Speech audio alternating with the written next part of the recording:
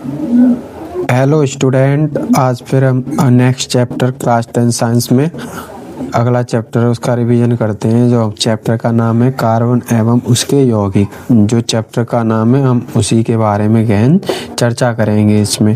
तो देखिए आगे हम कंटिन्यूस करते हैं। इसमें हम क्या करेंगे चर्चा, इसमें कार्बन एवं उसके यौगिक में कार्बन और उसके जो कार्बन से मिलकर बनते हैं अणुओं से यौगिक, उनकी हम चर्चा कर रहे होंगे। पहली हेडिंग लगी हुई है कार्बनिक यौगिक क्या होते हैं। कार्बनिक यौगिक, कार्बन युक्त यौगिकों को कार्बनिक यौगिक कहते हैं। जिस प्रकार सी से हाइड्रोजन जोड़ते हैं तो ये क्या बन जाएगा, ये कार्बनिक यौगिक। यदि कार्बन है सिंपल तो उसका नाम कार्बन रहेगा। ठीक है, आगे देखिए अब कह रहा है हाइड्रोकार्बन। हाइड्रो में H छुपा हुआ है, कार्बन में C। तो जो बे अणु ऐसे इसमें लिखा हुआ है ऐसे कार्बनिक यौगिक जो हाइड्रोजन और कार्बन से क्या होते हैं मिलकर बने हो या उनमें हाइड्रोजन और कार्बन क्या होते हैं उपस्थित होते हो, वो क्या कहलाते हैं हमारे हाइड्रोकार्बन। जैसे C2H6 ये क्या हो जाएगा हमारा हाइड्रोकार्बनिक। ठीक है, आगे देखिए इसमें क्या है आगे, ये दो प्रकार के होते हैं। कौन कौन से, एक संतृप्त और एक असंतृप्त। संतृप्त क्या होते हैं, संतृप्त वे हाइड्रोकार्बन होते हैं जिसमें एल्केन समूह। एल्केन किस में आता है, जिनमें सिंगल बॉन्ड हो। और असंतृप्त में डबल बॉन्ड और ट्रिपल बॉन्ड, तो वो किस में आ जाएंगे, असंतृप्त में। जो सिंगल बॉन्ड होगा वो किस में होगा, संतृप्त में। तो सिंपल लैंग्वेज में पढ़ेंगे, जो एकल बंध का निर्माण करते हैं उन्हें, जो एकल बंध होता है उसे क्या कहेंगे हम, एल्केन। जो सिंगल बंधों से बने होते हैं उन्हें क्या कहेंगे हम, संतृप्त। और जो डबल बॉन्ड और ट्रिपल बंधों से बने होते हैं उन्हें क्या कहेंगे हम, असंतृप्त। तो सिंपल लैंग्वेज में इतना ही, आप इन्हें ऐसे याद रखना। ठीक है, तो इनके अणु सूत्र होंगे हम देखो इस प्रकार। यदि सिंगल बॉन्ड है तो उसका अणु सूत्र क्या होगा, डबल बॉन्ड है उनका अणु सूत्र क्या होगा, और ट्रिपल बॉन्ड है उनका अणु सूत्र क्या होगा। इन्हें क्या पढ़ते हैं हम, एन। इसे क्या पढ़ते हैं हम, आयन। सॉरी,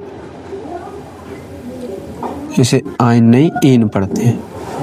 इसे क्या पढ़ते हैं हम, ईन। इसे पढ़ते हैं हम आयन।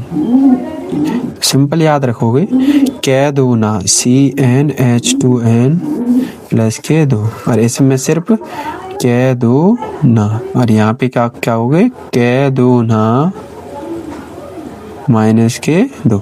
ये वाला इसका, ये इसका, और ये इसका।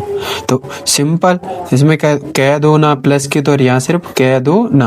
तो इसमें CnH2n प्लस K2, यहाँ CnH2n, और यहाँ CnH2n माइनस K2। ये सूत्र याद रखना। ये आ गया संतृप्त में हमारे, ये संतृप्त में, और ये किन में आ गए, दोनों असंतृप्त हाइड्रोकार्बन में। ठीक है, तो इनसे अणु सूत्र भी आएगा। इनमें डबल बॉन्ड और ट्रिपल बॉन्ड अणु वाले को क्या कहते हैं हम, असंतृप्त। और सिंगल बंध जो जुड़े होते हैं उनको क्या कहते हैं हम, संतृप्त। तो इतना याद रखना आप लोग। ठीक है, अब देखिए कंटिन्यूस करते हैं हम वहीं से। देखिए तो संतृप्त और असंतृप्त आप लोगों को समझ आया होगा। तो यहाँ पे लिखा भी है असंतृप्त हाइड्रोकार्बन जिनमें द्विबंध और त्रिबंध होते हैं। ठीक है, अब इनकी परिभाषा आ गई। एक एल्केन जिनके द्विबंध परमाणु अभी बताया था CnH2n, इन्हें ईन पढ़ते हैं, और इस प्रकार इनके सूत्र लिखे जाएंगे। ठीक है, आगे देखिए नेक्स्ट पेज पे चलते हैं हम।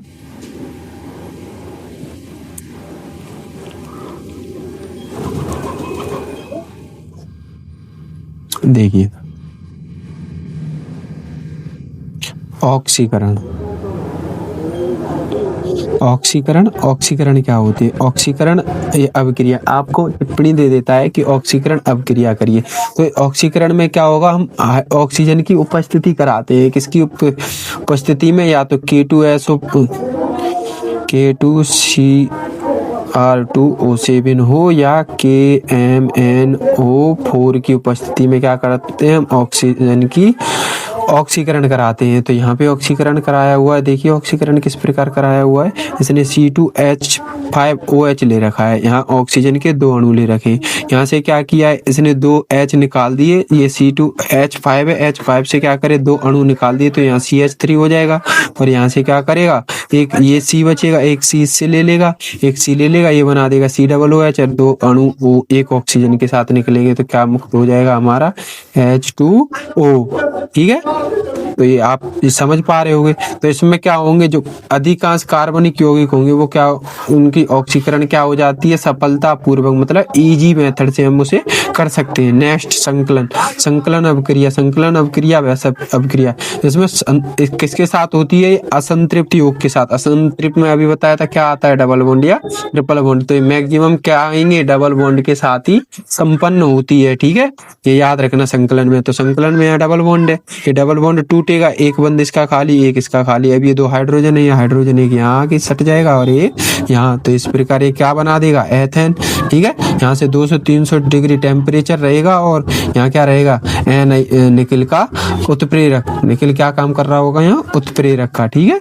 इस प्रकार ये भी अभिक्रिया संपन्न हो जाए। इसमें कह सकते हैं रासायनिक अभिक्रिया जो असंतृप्त हाइड्रोकार्बन के साथ क्या कर सकते हैं, संयोग करके की जाती है, वो क्या कहलाते हैं हमारे, ठीक है, संकलन अभिक्रिया कहलाती है।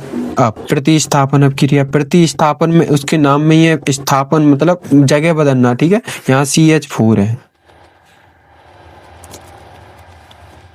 हमारे पास 2 Cl है, एक और एक दो, एक H इस Cl के साथ क्या हो जाएगी, बाहर निकल जाएगी, क्या बना देगा, HCl, और ये जगह खाली हुई वहां की ये क्या हो जाएगी, बैठ जाएगी। तो यहाँ क्या बना देगा, CH3Cl।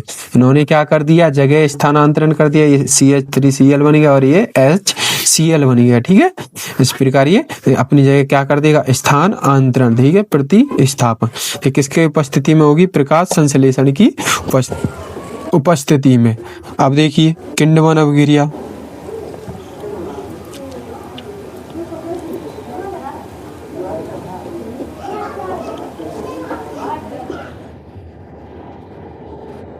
किण्वन, किण्वन क्या होता है, जो जटिल यौगिक होते हैं, हमारे जो जटिल यौगिक होते हैं, जटिल यौगिकों में क्या होते हैं, उनके अणु बहुत ही मजबूती से बंधे होते हैं, तो उन्हें कुछ समय के लिए छोड़ देते हैं एंजाइम की उपस्थिति में। कुछ समय के लिए जो हमारी शर्करा होती है, अर्थात चीनी, शर्करा इसका नाम क्या होता है, चीनी। चीनी का सूत्र क्या है, C12H22 और O11, ये इसका सूत्र है। तो इसे क्या कर देंगे, जल के साथ मिला के कुछ समय के लिए छोड़ देते हैं। अब जो एंजाइम होते हैं वो एंजाइम ऑटोमेटिक इनसे अपक्रिया करके किस किस में टूट जाएंगे, ग्लूकोज और फ्रक्टोज में। दोनों के सूत्र समान होते हैं, C6H12O6, ठीक है, यही ग्लूकोज यही फ्रक्टोज, परंतु इनके संरचनात्मक सूत्र भिन्न भिन्न होते हैं। आगे क्लास में आओगे तब आप और अच्छे से जान पाओगे, ठीक है। तो इसकी एक ग्लूकोज अणु का इसे हीट करने पर डेल्टा किसे दर्शा रहा है, गर्म करके किस में टूट जाएगा, दो अणु एथिल अल्कोहल के और कार्बन डाइऑक्साइड क्या हो जाएगी, मुक्त हो जाएगी, जिससे क्या मिल जाएगी, अल्कोहल, जैसे पीते हैं, ठीक है। नेक्स्ट पेज में देखिए, ये इंपॉर्टेंट रहेगी किण्वन और संकलन को इस बार इंपॉर्टेंट रखना, ठीक है।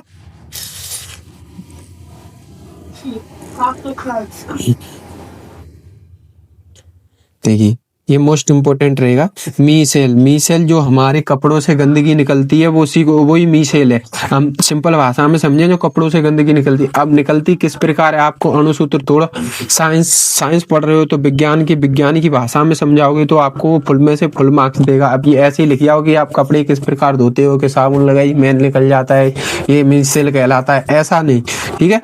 को उसकी भाषा में तो ये क्या होती है, साबुन दीर्घ श्रृंखला से कार्बोक्सिलिक अम्ल एवं सोडियम पोटेशियम लवणों से क्या करे, एक अणु होता है, ठीक है। जो सोडियम मिलकर जो साबुन बनी होती है वो क्या होता है, हमारा सोडियम या पोटेशियम का एक अणु होता है, किसके, कार्बोक्सिलिक अम्ल के। कार्बोक्सिलिक अम्ल क्या होता है, तो C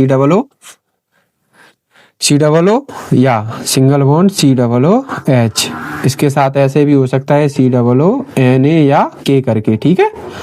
देखिए आगे इसमें तो साबुन का आयनिक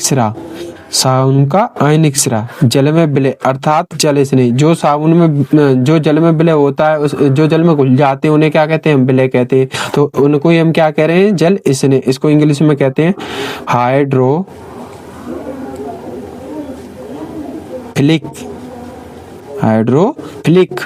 क्या कहते हैं, हाइड्रोफिलिक, जल स्नेही को हाइड्रोफिलिक होती है, ठीक। जब कार्बन श्रृंखला जब कार्बन श्रृंखला जल में आविलय मतलब जब नहीं घुलती है, जब जल में नहीं घुलती है तो वो क्या कहलाती है, जल विरोधी। अब इसने मतलब जल से जो प्यार करती है, और जल विरोधी मतलब जो जल से दूर भगती है, ठीक है। तो ये क्या करती है, जल से दूर भगती है। इसे इंग्लिश में कहते हैं हाइड्रोफोबिक होती है, ठीक है। और जब इन दोनों को आपस में जल की सतह पे आती हैं, जब ये दोनों आपस में जल की सतह पे आती हैं तो क्या करती हैं, देखिए आगे। तो ये क्या करेगी, जब साबुन जल की सतह पर होती है और साबुन की जल विरोधी पुच्छ मतलब जल विरोधी पुच्छ नहीं होती है और जल की सतह पर ही रहता है, इस स्थिति में साबुन का जल स्नेही आयनिक सिरा जल में रहता है और हाइड्रोकार्बन पुच्छ जल से बाहर निकल जाता है। जैसे कि नीचे चित्र बना के दिया हुआ है, तो देखिए चित्र में, ये देखिए चित्र में, ये देखो, ये मान ले हम साबुन है। अब नंबर 1 है लाइफबॉय है, कौन सी है कमेंट में बताना आप कौन सी यूज करते हो।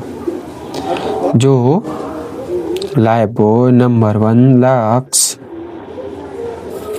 ठीक है। तो ये साबुन का ये जल स्नेही सिरा क्या हो रहा है, साबुन से अटैच है, और ये वाला जल विरोधी सिरा क्या है, इससे दूर भग रहा है, ठीक है। तो ये चित्र से समझा है। अब साबुनीकरण,